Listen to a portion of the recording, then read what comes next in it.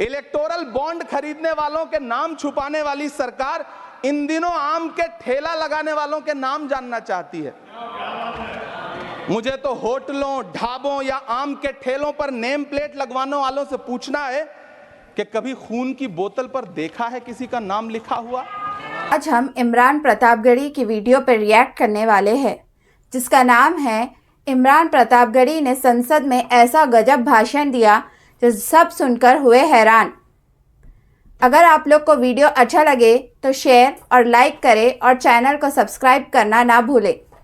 आइए देखते हैं वीडियो। सभापति महोदय, मेरे हाथों में जो दस्तावेज है, दरअसल ये देश के किसानों, गरीबों, मजदूरों की उम्मीदों का स्मारक है। ऐसा लग रहा है जैसे वित्त मंत्री महोदया ने बजट नहीं तैयार किया है, बल्कि प्रधानमंत्री जी की मन की बात का संकलन तैयार किया है।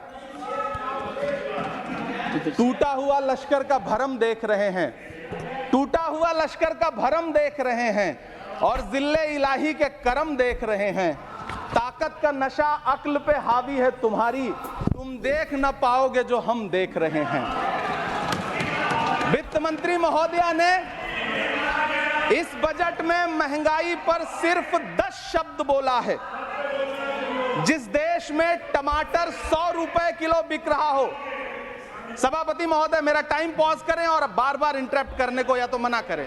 हाँ बोले, कृपया बोले। सभापति महोदय, वित्त मंत्री महोदया ने इस बजट में महंगाई पर सिर्फ 10 शब्द बोले हैं।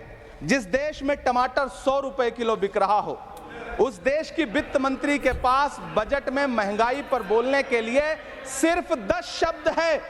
डीजल, पेट्रोल, आटा, चावल, दाल, सब्जी की महंगाई का तो कोई जिक्र ही नहीं। सावन चल रहा है तो प्याज और लहसुन का दाम पूछना तो शायद पाप होगा। मैंने तो यह भी सुना है कि वित्त मंत्री जी जो चीज खुद नहीं खाती हैं, उसके दाम से उनका कोई लेना देना नहीं होता। लेकिन इस बार बजट पेश करने के लिए पार्लियामेंट आने से पहले वित्त मंत्री जी ने दही और चीनी खाई थी।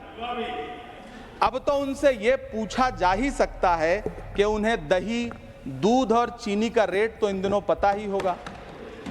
क्या उसे सस्ता करवाएंगी या नहीं सस्ता करवाएंगी? अगर पता है तो कृपया सस्ता करवाइए, क्योंकि इसी चीनी ने अमेठी में एक मंत्री महोदया का राजनीतिक कैरियर कड़वा कर दिया। सभापति महोदय, अपने शीश महलों में बैठे हुए सरकार के सांसद और मंत्री कह रहे हैं कि महंगाई कम हो रही है। संसद की कैंटीन से बाहर निकल करके एक चाय का कप खरीदिए, तब समझ में आएगा कि महंगाई कम हो रही है या बढ़ रही है। किसी एक दिन अपनी किसी मजदूर की तरह अपनी दिन भर की दिहाड़ी लेकर के बाजार जाइए और अपने बच्चों के लिए राशन खरीदिए, तब पता चलेगा कि महंगाई कम हो रही है या नहीं हो रही है। यहां बैठ करके बड़ी बड़ी बातें करना आसान है। ये चूनर धानी धानी भूल जाते, ये पुरवा की रवानी भूल जाते, जो आकर 4 दिन गांव में रहते तो सारी लंतरानी भूल जाते। सभापति महोदय, इलेक्टोरल बॉन्ड खरीदने के नाम छुपाने वाली सरकार, इलेक्टोरल बॉन्ड खरीदने वालों के नाम छुपाने वाली सरकार इन दिनों आम के ठेला लगाने वालों के नाम जानना चाहती है। मुझे तो होटलों, ढाबों या आम के ठेलों पर नेम प्लेट लगवाने वालों से पूछना है कि कभी खून की बोतल पर देखा है किसी का नाम लिखा हुआ? मुझे पूछना है कि क्या कोरोना के दौरान अपनी उखड़ती हुई सांसों के लिए ऑक्सीजन तलाशने वाले किसी इंसान ने ऑक्सीजन लाने वाले किसी इंसान से पूछा था कि ऑक्सीजन लाने वाला इंसान हिंदू है? मुझे पूछना है कि लावारिश लाशों के लिए कोरोना में कांधा देने वाले, चिताओं के लिए लकड़ियां सजाने वाले किसी इंसान से पूछा गया था उसका नाम, उसका मजहब? लेकिन इन दिनों पूछा जा रहा है। सभापति महोदय, अफसोस देश के प्रधानमंत्री जी ने कभी न टूटने वाली चुप्पी ओढ़ ली है। सभापति महोदय, जनता ने 63 सीटें कम क्या कर दी, ये सरकार तो अमृतकाल का नाम लेना ही भूल गई। ये भूल गई है अमृतकाल को, ये भूल गई है मनरेगा को, ये भूल गई है मौलाना आजाद नेशनल फेलोशिप को, ये भूल गई है मणिपुर को, ये भूल गई है महाराष्ट्र को। मुझे गर्व है कि मैं राज्यसभा में महाराष्ट्र का प्रतिनिधित्व करता हूं।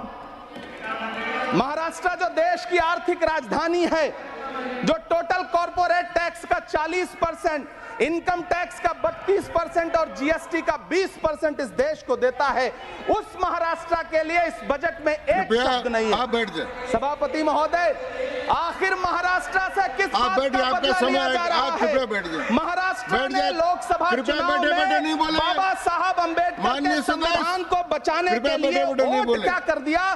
प्रधानमंत्री जी तो महाराष्ट्र से बदला लेने पर उतर आए।